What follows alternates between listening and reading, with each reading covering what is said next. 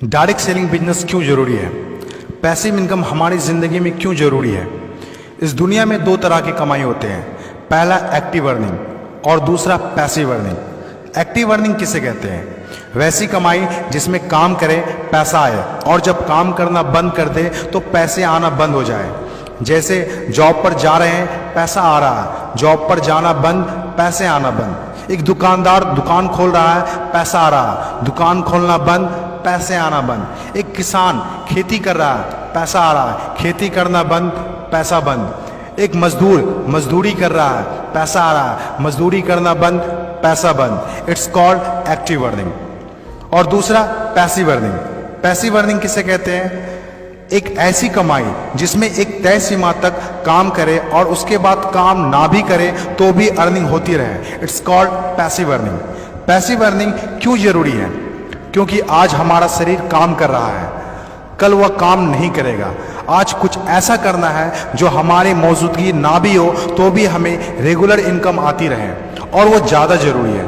Passive earning जिससे एक middle class और पुअर फैमिली भी आसानी से अपनी अर्निंग बढ़ाकर एक अच्छी जिंदगी जी सकता है।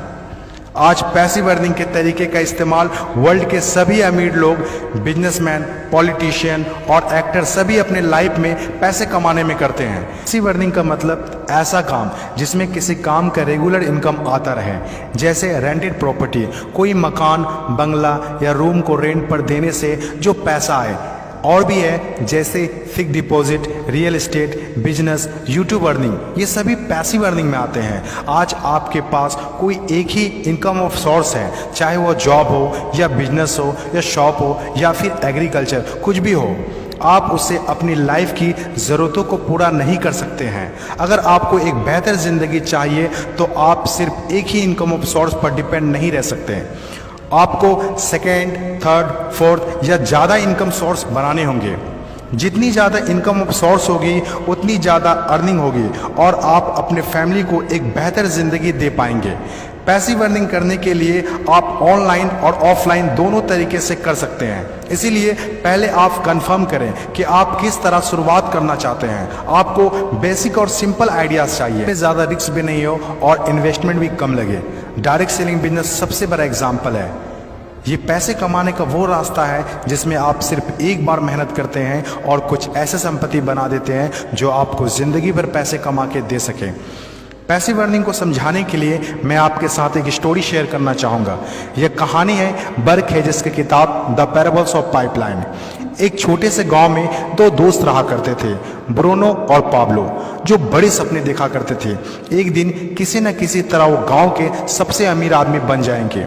वो दोनों काफ़ी मेहनती थे, उन्हें तो बस एक मौके की तलाश थी और एक दिन उन्हें वह मौका मिल गया। उस गांव में एक समस्या थी। गांव वाले को पानी लाने के लिए नदी में जाना होता था और आधा दिन पानी लाने में ही गुजर जाता था। वो दोनों ने गांव वालों से बात की कि वो नदी से पानी लाकर उन्हें देंगे और उसके बदले कुछ पैसे लेंगे। गांव वालों को ये बात अच्छी लगी। अगले दिन दोनों ने एक एक बाल्टी पकड़ी और नदी की तरफ चल दिए कि हर बाल्टी के लिए 10 रुपये दिए। ब्रूनो बहुत खुश हुआ, लेकिन पाब्लो को इतनी ज़्यादा खुशी नहीं थी। पाब्लो को बाल्टी ढोने की वजह से उसके पीठ में दर्द हो रहा था और हाथों में छाले पड़ गए थे। अगली सुबह फिर से उन्हें ढोने की बात सोचकर ही दहशत हो रही थी। पाब्लो ने नदी से गांव तक पानी लाने का एक अच्छा आइडिया सोचा। जब अगली सुबह दोनों अपनी अपनी बाल्टी उठाकर जाने लगे तो पाब्लो ने कहा, ब्रूनो मेरे पास एक आइडिया है। चंद सिक्कों के बदले मैं दिन भर बाल्टी ढोने की वजह क्यों ना हम नदी से गांव तक पाइपलाइन बना दें।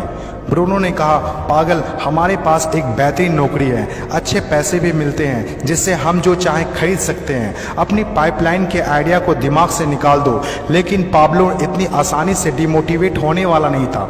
उसने अपने दोस्त को पाइपलाइन बनाने का आइडिया अच्छे से समझाया। हम लोग दिन के आधे समय बाल्टी ढोने का काम करेंगे और आधे समय और छुट्टियों के दिनों में पाइपलाइन का काम करेंगे।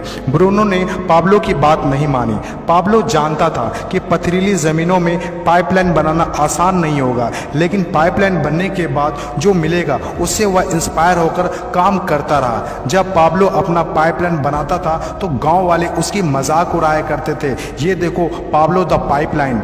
ब्रूनो पाब्लो से 2 गुना काम कर रहा था, इसीलिए वह 2 गुना पैसा भी बना रहा था। पहले कुछ महीने तो पाब्लो की मेहनत का कोई फल नहीं दिख रहा था, लेकिन पाब्लो खुद को बार बार याद दिलाता रहता कि कल के सपने आज के त्याग से ही होते हैं, और आखिर में वही हुआ जो होना था। पाइपलाइन बनकर तैयार हो गया।